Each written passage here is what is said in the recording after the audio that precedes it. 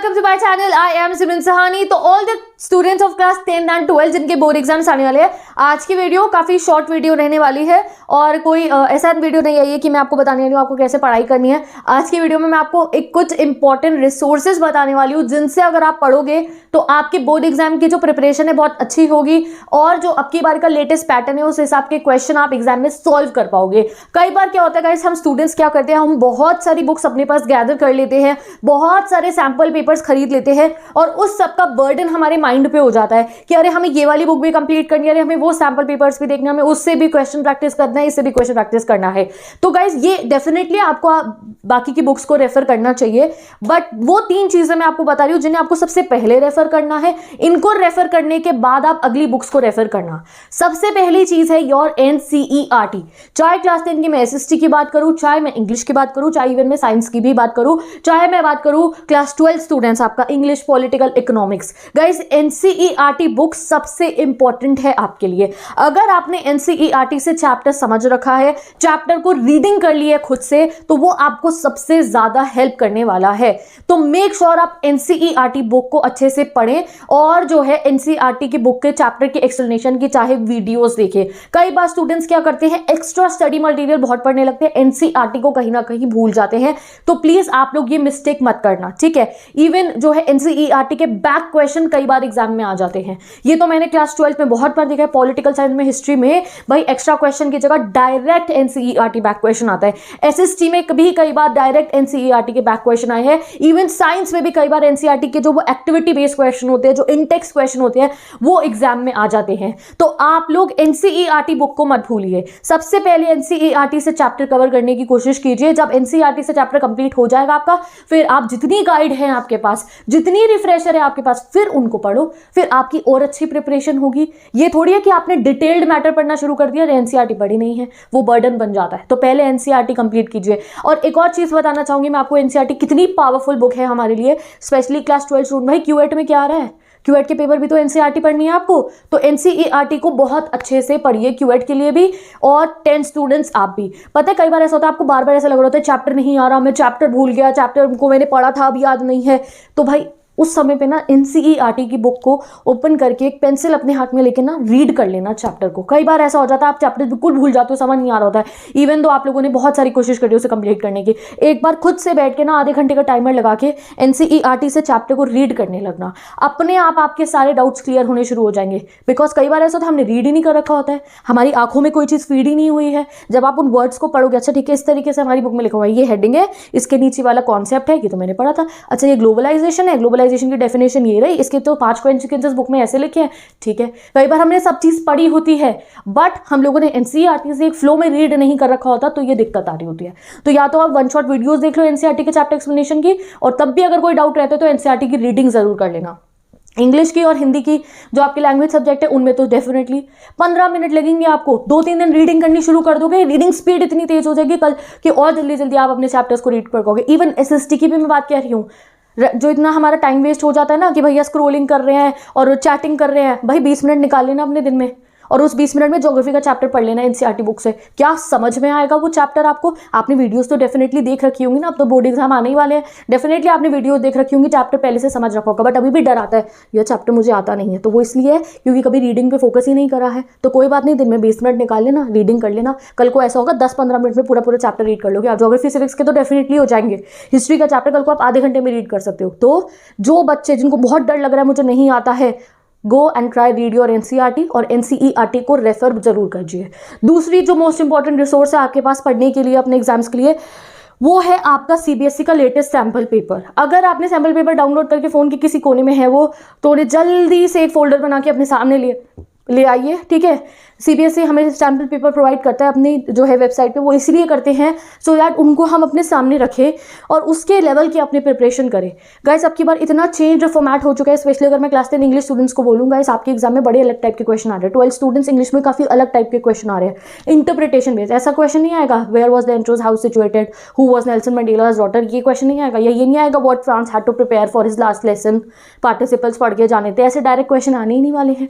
बड़े अलग टाइप के क्वेश्चन आ रहे हैं, और जो लॉन्ग क्वेश्चन है वो तो आप वो देख सकते हो कितना इंटरप्रिटेशन बेस्ड है। तो उसके लिए एक बार सैम्पल पेपर के पैटर्न को देखिए कि आप सही पैटर्न से अपनी पढ़ाई कर रहे हो। और जब आप क्वेश्चंस को रीड करोगे ना तो डरना नहीं है। जैसे जैसे आप क्वेश्चन को रीड करोगे आपको समझ में आएगा, अच्छा इस टाइप के क्वेश्चन पूछे जा रहे हैं एग्जाम में, अच्छा तो मैं अपनी पढ़ाई ऐसे करता हूँ, अच्छा मैं चैप्टर को रीड कर लेता हूँ तो समझ में आएगा मेरे को। इंग्लिश में तो स्पेशली इतने इंटरप्रिटेशन बेस्ड क्वेश्चन है, बाकी सब्जेक्ट्स में भी खुद से देखो। अच्छा 2 मार्क का क्वेश्चन आने वाले हैं, ये 4 मार्क के क्वेश्चन आने वाले हैं। एक पेपर का जो सैम्पल पेपर का पैटर्न है एक बार उसे स्टडी कर लो। अच्छा 2 क्वेश्चन 2 मार्क वाले इतने आ रहे हैं, 4 मार्क वाले इतने आ रहे हैं। कल को जब आप खुद एनसीईआरटी पढ़ोगे या किसी की वीडियो से पढ़ोगे अपने फेवरेट टीचर्स की, तो आपको दिख जाएगा अच्छा ये क्वेश्चन 2 मार्कर के हिसाब से प्रिपेयर करना है, ये ऐसे प्रिपेयर करना है। तो सैम्पल पेपर को देखिए अच्छे से, वेटेज देखिए। ऐसा नहीं हो कि आप अपना सारा टाइम वे शॉर्ट क्वेश्चन पे करो, भाई उससे अच्छा लॉन्ग कर लो, लॉन्ग हो जाएगा तो अपने आप शॉर्ट शॉर्ट प्रिपेयर होते रहते हैं। तो go and check out your sample paper. और बहुत सारे ऐसा अपने ऊपर बर्डन मत करो, आपको बहुत सारे सैम्पल पेपर सॉल्व करना है। जो सीबीएसई का लेटेस्ट है उसी को फोकस करो कि ठीक है इसको सॉल्व कर लूंगा मैं, पहले चैप्टर्स कंप्लीट करो then move to the sample paper. एक और रिसोर्स है आपके पास, जिन बच्चों ने कोई गाइड नहीं खरीदी है, रिफ्रेशर नहीं खरीदी है, दे आर वरीड कि हमारे पास सैम्पल पेपर नहीं है। गाइस 2 सैम्पल पेपर सीबीएसई ने प्रोवाइड कर दिए आपकी बार। एक तो तभी आया था सितंबर में ऑफिशियल, और एक एडिशनल क्वेश्चन पेपर भी आया है। जिन बच्चों को नहीं पता है मैंने लिंक डिस्क्रिप्शन बॉक्स में पेस्ट कर दिया है। एडिशनल क्वेश्चन बैंक सीबीएसई ने एक और क्वेश्चन बैंक हमारे लिए अपलोड कर दिया है। I make another video also, अगर आप जो है देख लेना उस पर।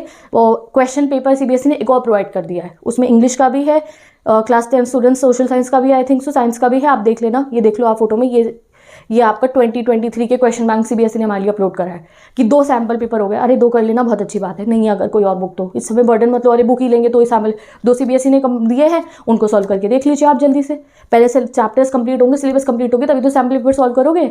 और सैम्पल पेपर का पैटर्न देखिए। तीसरी चीज़ ये है जो सबसे इंपॉर्टेंट होती है, वो है प्रीवियस ईयर क्वेश्चन और इंपॉर्टेंट क्वेश्चन। अब कई बार ऐसा हो जाता है बच्चे सिर्फ चैप्टर ही पढ़ते रहते हैं, नोट्स ही बनाते रहते हैं। अब जितने स्टूडेंट्स ने चैप्टर पढ़ लिया, नोट्स बना चुके हैं, चैप्टर आता है, बट तब भी ऐसा लग रहा है एग्जाम में क्वेश्चन आंसर्स कैसे लिखेंगे, तो नाउ इट्स टाइम कि आप क्वेश्चन आंसर्स को खुद से सॉल्व करके देखिए। कई बार स्टूडेंट्स इस स्टेप को मिस कर देते हैं, खुद से कोई क्वेश्चन सॉल्व करके ही नहीं देखते, चाहे वो एसएसटी हो, चाहे वो इंग्लिश हो, चाहे वो पॉलिटिकल साइंस हो, इकोनॉमिक्स हो, खुद से कभी कोई क्वेश्चन लिख के ही नहीं देखा है कॉपी में। भाई एग्जाम में तो क्वेश्चन लिखने हैं, चैप्टर थोड़ी लिखने को आएगा, पूरा नोट्स थोड़ी बनाने को आएंगे। क्वेश्चन आएगा और आपका उसका पॉइंट बना के आंसर लिख के देखना है। तो एटलीस्ट आपको प्रैक्टिस होनी चाहिए कुछ क्वेश्चंस को सॉल्व करके देखने की। तो मेक श्योर आप अब की बार जो भी चैप्टर पढ़ोगे पहले आप उसे एनसीईआरटी से पढ़िए उस चैप्टर को, ठीक है। एनसीईआरटी से वीडियो भी देख सकते हो, एनसीईआरटी पढ़ने वाला चाहे आप वीडियो एक्सप्लेनेशन देख लो एनसीईआरटी का, ठीक है। उसके बाद एनसीईआरटी से ओवर ले लिया है, आफ्टर दैट सैम्पल पेपर निकालिए सीबीएसई का लेटेस्ट वाला, और देखना भैया इस वाले चैप्टर से कौन सा क्वेश्चन आया मेरे सैम्पल पेपर में, वो देखना किस लेवल का क्वेश्चन आ रखा है। अच्छा ये क्वेश्चन 2 मार्कर में आया इस चैप्टर से, ऐसे क्वेश्चन आ सकते हैं इस एग्जाम में। एंड देन उसके 10-15 प्रीवियस ईयर पढ़ लेना। प्रीवियस ईयर के लिए आप अपने टीचर्स की वीडियोस को भी रेफर कर सकते हो। मैं जो सब्जेक्ट पढ़ाती हूँ, English, political, history, geography, SST, सबके मैंने previous year revision batches on कर रखे हैं। हर चैप्टर के 20-20 क्वेश्चन मैं आपको जो है पढ़ा रही हूँ। आपके बाकी जो टीचर्स हैं जो प्रीवियस ईयर क्वेश्चन की वीडियोज़ हैं उनसे पढ़ सकते हो, कोई गाइड है उसमें से। हर चैप्टर के मैक्सिमम में अगर आपको कहूँ तो आप लोग 5 तो क्वेश्चंस जो है खुद से सॉल्व करके देखिए, और लॉन्ग वाले करना, शॉर्ट वाले करने की जरूरत नहीं है। जैसे हिस्ट्री है गाइस, हिस्ट्री का chapter as nationalism in Europe है, तो उसके 4 लॉन्ग क्वेश्चन खुद से सॉल्व कर लो, कॉपी के अंदर खुद से सॉल्व करके रख लो, कभी भी नहीं भूलोगे, प्रैक्टिस हो जाएगी। एग्जाम में पता चला आपको डर लग रहा है, समझ में ही नहीं आ रहा आंसर फॉर्म कैसे होगा, क्योंकि प्रैक्टिस नहीं करी होगी। तो इंग्लिश का भी मैं आपको कह रही हूँ, इंग्लिश के भी मैंने जो इंपॉर्टेंट रिवीजन सीरीज चलाई है उसमें मैंने 25 क्वेश्चन कराया, तो 5 मोस्ट इंपॉर्टेंट खुद से सॉल्व करके देखो। अगर आपने खुद से सॉल्व कर लिया इस तरीके से क्वेश्चन को, एग्जाम से 1 दिन पहले आपके पास अपने रिवीजन नोट्स रेडी होंगे जिसमें हर चैप्टर के 10 मोस्ट इंपॉर्टेंट क्वेश्चन तुमने खुद से प्रैक्टिस कर रखे हैं। तो go and follow this technique. Resources को अपनी बहुत ज़्यादा एक्सटेंड मत कीजिए कि आपको ये भी पढ़ना, आपको भी पढ़ना, आपको भी पढ़ना है। पहले जो कोर मटेरियल है उससे पढ़ लो, उसके बाद बाकी चीज़ें भी पढ़ लेना, ठीक है। तो सबसे पहले एनसीईआरटी, जो बच्चे ध्यान नहीं दे रहे थे एनसीईआरटी के ऊपर और आपको लग रहा है मेरा सिलेबस कंप्लीट नहीं है, डर लग रहा है, एनसीईआरटी बुक लो, पढ़ने बैठ जाओ, चाहे रीड कर लो। दूसरी चीज़, सैम्पल पेपर डाउनलोड कर लीजिए, दोनों का लिंक मैं डिस्क्रिप्शन बॉक्स में प्रोवाइड कर दूंगी। दोनों सैम्पल पेपर्स को अच्छे से स्टडी करो। एक्सट्रैक्ट बेस्ड एमसीक्यू आ रहे हैं इंग्लिश में, मैंने वीडियोस बना दिया, जाके देख लो। एसएसटी में पिक्चर बेस्ड क्वेश्चन जो आ रहे हैं, जाके उनकी वीडियोस जाके आप पढ़ना शुरू कीजिए, आपको पता हो पढ़ना क्या है एग्जाम में।